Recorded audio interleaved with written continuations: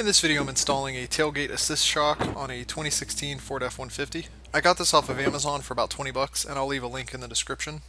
It comes with two mounting plates, a Torx wrench, a tube of thread lock that I didn't use, a replacement hex screw, the shock itself, and instructions. You can start with these two screws on the tailgate. You want to completely remove the top screw and just loosen the bottom screw. Next you'll need this plate and the hex screw. And you just slide the plate over the screw that you loosened with the washer and the head of the screw on one side and the tailgate on the other.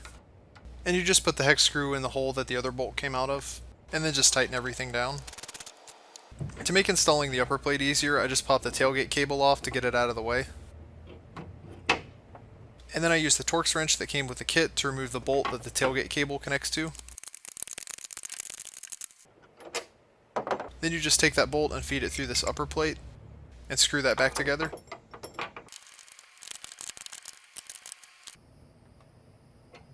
And reconnect the tailgate cable.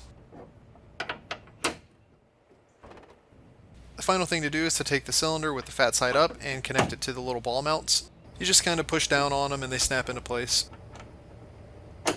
Alright, that's it for this video. Hit like if it was helpful, and thanks for watching.